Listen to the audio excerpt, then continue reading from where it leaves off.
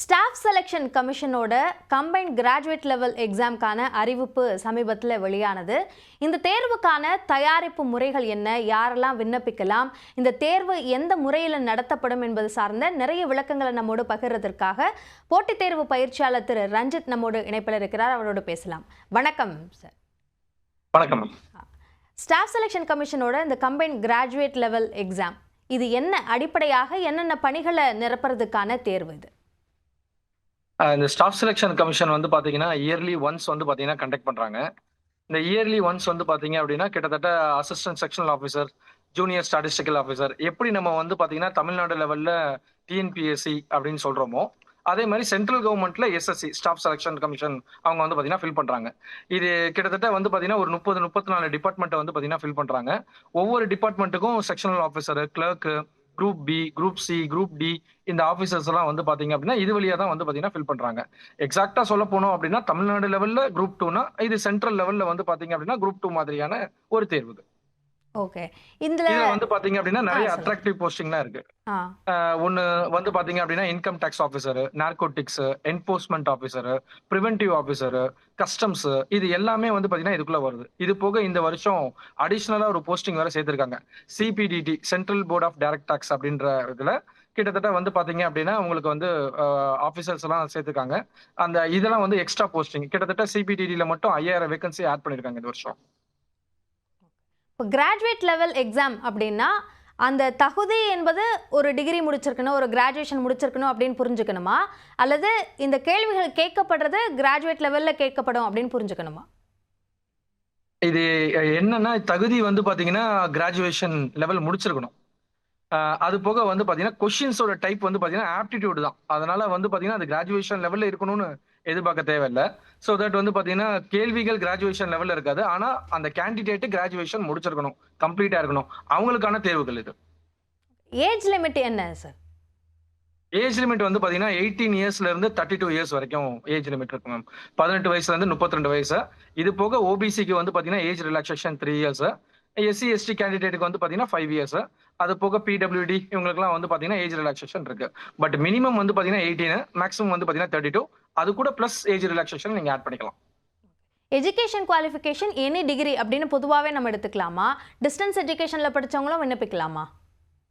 இல்ல மேம், இதுல distance education பண்ணவங்க பண்ண முடியாது. ஆக்சுவலா 10+12+3 இந்த காம்பினேஷன்ல இருக்கணும். 10th 12th + 3 இயர்ஸ் வந்து பாத்தீங்கன்னா டிகிரி முடிச்சிருக்கணும். ஸோ அவங்களுக்கான எக்ஸாம்ஸ் தான் இது. அதனால வந்து பாத்தீங்கன்னா காலேஜ் டிகிரி முடிச்சிருக்கணும். நிறைய பேருக்கு சந்தேகம் என்னன்னா ஃபைனல் இயர் அப்ளை பண்ணலாமா அப்படின்ற சந்தேகம் இருக்கும். அதாவது ப்ரொவிஷனல் சர்டிபிகேட் டிகிரி முடிச்சிருக்கணும், ப்ரொவிஷனல் சர்டிபிகேட் கையில இருக்கணும். அவங்க மட்டும் தான் இதை அப்ளை பண்ண முடியும். ஓகே. இப்போ தேர்வு முறை, அதாவது செலெக்ஷன் ப்ராசஸ் அப்படின்றது எப்படி இருக்கும்? இப்போ ஒரு நிலை தேர்வா, இல்லது 2 நிலை 3 நிலை தேர்வா, எப்படி இது? இது கிட்டத்தட்ட ஒரு 3-4 வருஷத்துக்கு முன்னாடி 4 நிலை தேர்வா இருந்துச்சு. இப்ப வந்து அதை குறைச்சி வந்து பாத்தீங்கன்னா 2 நிலை தேர்வா ஆக்கிட்டாங்க. அதாவது முதல்ல ப்ரிலிம்ஸ், முதல் நிலை சொல்லுவோம், நம்ம ப்ரிலிம்ஸ் எக்ஸாம் வரும். ரெண்டாவது வந்து பாத்தீங்கன்னா மெயின்ஸ் எக்ஸாம், டயர் 1 டயர் 2 அப்படின்னு சொல்லுவாங்க. நம்ம முன்னாடி ப்ரிலிம்ஸ் மெயின்ஸ் சொல்றதுக்கு பதிலா எஸ்எஸ்சில வந்து பாத்தீங்கன்னா டயர் 1 டயர் 2 அப்படின்ற அந்த வார்த்தையை யூஸ் பண்ணுவாங்க. டயர் 1 வந்து பாத்தீங்க அப்படின்னா உங்களுக்கு யூஸ்வலா அதே மேத் ரீசனிங் தான் கேட்பாங்க. டயர் 2 அதே தான், லெவல் ஆஃப் டிஃபிகல்டிஸ் மட்டும் இன்க்ரீஸ் பண்ணிருப்பாங்க. எவ்வளவு வேகன்சி இதுல வந்து பாத்தீங்கன்னா இத வந்து பாத்தீங்கன்னா இன்டர்வியூ கிடையாது. அதுக்கு பதிலா வந்து பாத்தீங்க அப்படின்னா சர்டிபிகேட் வெரிஃபிகேஷன் இருக்கு. சோ மொத்தம் 2 ஸ்டேஜ் தான், ப்ரிலிம்ஸ், அடுத்து வந்து பாத்தீங்கன்னா மெயின்ஸ். ஓகே. வேகன்சிஸ் எவ்வளவு இருக்கு இதுல? வேகன்சி வந்து பாத்தீங்கன்னா போன வருஷம் கம்பேர் பண்ணும்போது 18,000 வேகன்சி, இந்த வருஷம் வந்து பாத்தீங்கன்னா 14,000 சொச்ச வேகன்சி தான் வந்திருக்கு.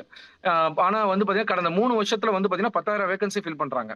சோ ஆனா வேகன்சி கொஞ்சம் நல்ல வேகன்சி தான். 14,500 சொச்ச வேகன்சின்றது ரொம்ப பெரிய வேகன்சி தான். இப்போ இந்த பணியிடங்களுக்கு எவ்வளவு போட்டி இருக்கும்? பொதுவாக இந்த சிஜிஎல் எக்ஸாமுக்கு எவ்வளவு பேர் நாடு முழுக்க விண்ணப்பிக்கிறாங்க? முன்னாடி வந்து பாத்தீங்கன்னா கொஞ்சம் அவேர்னஸ் கம்மியா இருந்தது. இப்ப வந்து பாத்தீங்கன்னா கொஞ்சம் அவேர்னஸ் அதிகமா இருக்கு. கிட்டத்தட்ட வந்து பாத்தீங்கன்னா ஒரு 20 லட்சம் பேர்ல இருந்து 30 லட்சம் பேர் வரையும் எழுதுவாங்க இந்த எக்ஸாம்ஸ். பேங்கிங் எக்ஸாம் எவ்வளவு பேர் எழுதுறாங்களோ அந்த மாதிரி கேண்டிடேட் தான் இங்கேயும் 20ல இருந்து ஒரு 30 லட்சம் பேர் எழுதுவாங்க. செலக்ஷன் வந்து பாத்தீங்க அப்படின்னா 14,000 வேகன்சினா இன்டூ கிட்டத்தட்ட வந்து பாத்தீங்கன்னா 3 டைம்ஸ் வந்து பாத்தீங்கன்னா ஸ்டேஜ் 2க்கு வந்து 10 டைம்ஸ் போகும். கிட்டத்தட்ட 14,000 வேகன்சி அப்படின்னா 1,40,000 வேகன்சிஸ் வந்து பாத்தீங்கன்னா அந்த ஸ்டேஜ் 2க்கு எடுத்துட்டு போவாங்க. அதுக்கப்புறம் அங்க இருந்து வந்து பாத்தீங்க அப்படின்னா கரெக்டா எவ்வளவு வேகன்சிஸ் இருக்கோ அந்த வேகன்சிக்கு ஏத்த ஸ்டேஜ் வந்து பாத்தீங்கன்னா எவ்வளவு பேர் கிளியர் பண்றாங்களோ அதுக்கேற்ற மாதிரி போட்டுருவாங்க. போன வருஷம் வந்து பாத்தீங்கன்னா பேக்லாக்லாம் எதுவும் கிடையாது. அதாவது வந்து பாத்தீங்கன்னா வேகன்சி எவ்வளவோ அதுக்கேற்ற மாதிரி ஃபில் பண்ணிடுவாங்க. அதுல வரக்கூடிய பேக்லாக்கை வந்து பாத்தீங்க அப்படின்னா நெக்ஸ்ட் இயர்ல தான் ஆட் பண்றாங்க. ஆனா இந்த வருஷம் ரிசர்வ் லிஸ்ட் கூட நாங்க எடுக்க போறோம் அப்படின்ற மாதிரி எஸ்எஸ்சி சொல்லியிருக்காங்க, எஸ்எஸ்சியோட தரப்புல.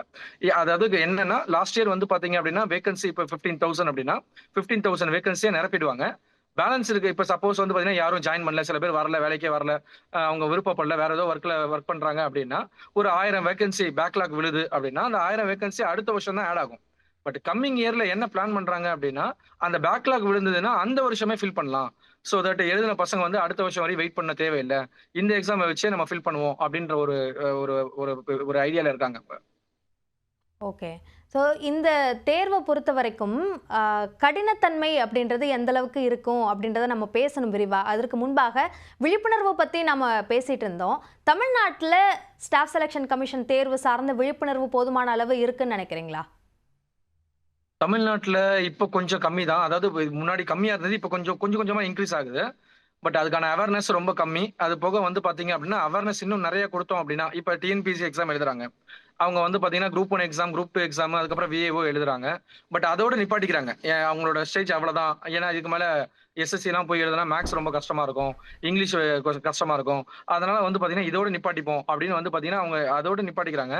பட் அந்த மாதிரி ஆடியன்ஸ் எல்லாம் கொஞ்சம் இங்க வர ஆரம்பிச்சாங்க, எஸ்எஸ்சி எல்லாம் எழுத ஆரம்பிச்சாங்க அப்படின்னா கிட்டத்தட்ட வந்து பாத்தீங்கன்னா அவேர்னஸ் நல்லா இன்க்ரீஸ் ஆகும். இன்னொரு விஷயம் வந்து பாத்தீங்கன்னா இங்க வேகன்சிஸ் வந்து பாத்தீங்கன்னா ஆல் ஓவர் இந்தியா வேகன்சி தான்.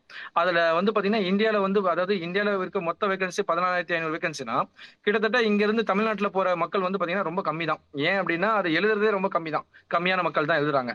அப்படி இருக்கும்போது இந்த டிஎன்பிஎஸ்சி ஸ்டூடெண்ட்ஸ், யூபிஎஸ்சி ஸ்டூடெண்ட்ஸ் இவங்க எல்லாம் வந்து பாத்தீங்கன்னா அதை மட்டும் ஃபோக்கஸ் பண்ணாம இதையும் ஃபோக்கஸ் பண்ணாங்க அப்படின்னா தாராளமா வந்து பாத்தீங்கன்னா அந்த வேகன்சிஸும் அதிகமாகும். அது நம்மளோட சைட்ல வந்து பாத்தீங்கன்னா கான்ட்ரிபியூஷன்ஸ் அதிகமா இருக்கும் அந்த எஸ்எஸ்சிக்கு.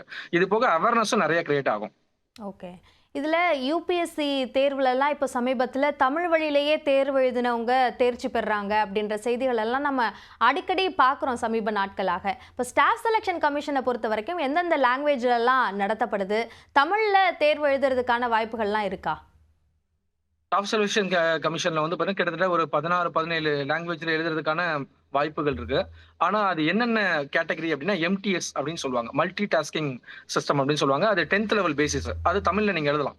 அது போக சிஹெச்எஸ்எல் அப்படின்னு சொல்லுவாங்க, combine higher secondary level 12th basis, அதுவுமே நீங்க தமிழ்ல எழுதலாம். ஆனா சிஜிஎல் மட்டும் தமிழ்ல எழுத முடியாது. ஸோ ஏன்னா வந்து பாத்தீங்கன்னா ரெண்டு லாங்குவேஜ்ல தான் நீங்க வியூ பண்ண முடியும் கொஸ்டின்ஸ். ஒன்னு வந்து பாத்தீங்கன்னா இங்கிலீஷ், இன்னொன்னு வந்து பாத்தீங்கன்னா ஹிந்தி.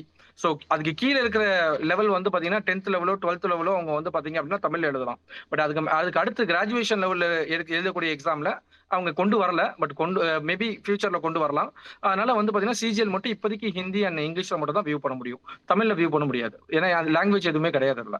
ஓகே. இப்போ தயாரிப்பு முறைக்கு வரலாம். முதலாவதாக நீங்க ஏற்கனவே சொன்னீங்க டிஎன்பிஎஸ்சிக்கு தயாராகக்கூடியவர்கள் எஸ்எஸ்சிக்கும் தயாராகலாம் அப்படின்னு சொல்லி. இப்போ ரெண்டுத்துக்குமான தயாரிப்பு முறையில வித்தியாசம் இருக்குமா? வித்தியாசம் வந்து பாத்தீங்கன்னா ரொம்ப கம்மி தான், ஒரு 20% தான் கம்மி. அதனாலதான் டிஎன்பிசி ஸ்டூடெண்ட்ஸ் எழுதலாம் அப்படின்னு நம்ம சொல்றோம். ஏன் அப்படின்னா கிட்டத்தட்ட வந்து பாத்தீங்கன்னா ஜிஎஸ் இதுல கேட்பாங்க, எஸ்எஸ்சிலையும் கேட்பாங்க, டிஎன்பிசிலையும் கேட்பாங்க. ஸோ ஜிஎஸ் நல்லா ஸ்ட்ராங்கா இருப்பாங்க பசங்க, அதனால வந்து பாத்தீங்கன்னா எஸ்எஸ்சி எழுதலாம். அது போக வந்து பாத்தீங்கன்னா இப்ப டிஎன்பிசில இங்கிலீஷும் வர ஆரம்பிச்சிருச்சு. இங்கிலீஷும் நல்ல டஃப் லெவல்லே கேட்க ஆரம்பிச்சிட்டாங்க. அந்த இங்கிலீஷும் இந்த இங்கிலீஷும் நீங்க மேட்ச் பண்ணிக்கலாம். ரெண்டாவது வந்து பாத்தீங்கன்னா ரீசனிங், ஆல்மோஸ்ட் வந்து பாத்தீங்கன்னா ரீசனிங் அதுல கேட்கறது இதுல கேட்கறது ஒரே மாதிரி தான் இருக்கும். அதையுமே வந்து பாத்தீங்கன்னா பசங்களால டாலி பண்ண முடியும். ஒரே ஒரு விஷயம் என்ன அப்படின்னா மேக்ஸ் மட்டும் தான். மேக்ஸ்ல வந்து பாத்தீங்க அப்படின்னா டிஎன்பிஎஸ்சியை பொறுத்த வரைக்கும் இந்த அப்ளிகேஷன் சம்ஸ் அப்படின்னு சொல்லுவாங்க, அந்த ஆவரேஜ், ஏஜஸ், பார்ட்னர்ஷிப், இது அப்ளிகேஷன் சம், இது டிஎன்பிஎஸ்சில கேட்பாங்க. ஆனா இதுல எஸ்எஸ்சில வந்து பாத்தீங்க அப்படின்னா கிட்டத்தட்ட வந்து பாத்தீங்கன்னா அட்வான்ஸ் மேக்ஸும் கேட்போம், அப்ளிகேஷன் மேக்ஸும் கேட்போம். அப்ப மேக்ஸ் தெரிஞ்சிருந்ததுன்னா ஒரு 50% நம்ம எஸ்எஸ்சி போய் எழுதலாம் டிஎன்பிசி தெரிஞ்சவங்க. இன்னொரு 50% வந்து பாத்தீங்கன்னா அவங்க அந்த ஜாமெட்ரி, ட்ரிக்னாமெட்ரி, அல்ஜிப்ரா, இது பேர் அட்வான்ஸ் மேக்ஸ்னு சொல்லுவோம். இந்த அட்வான்ஸ் மேக்ஸையும் கூட கத்துக்கிட்டாங்க அப்படின்னா அவங்களுக்கு ரொம்பவே யூஸ்ஃபுல்லா இருக்கும் இந்த எக்ஸாம்ஸ். ஸோ கிட்டத்தட்ட எழுதும் போது வந்து பாத்தீங்க அப்படின்னா அவங்களால ஒரு 80 to 90% ஆஃப் த மார்க் எடுக்க முடியும் எல்லா எக்ஸாம்லயுமே, அதாவது டயர் 1லயும் சரி, டயர் 2லயும் சரி. அதுக்காக தான் நம்ம டிஎன்பிசி பசங்க வந்து எழுதலாம் அப்படின்றத நம்ம சொல்றோம்.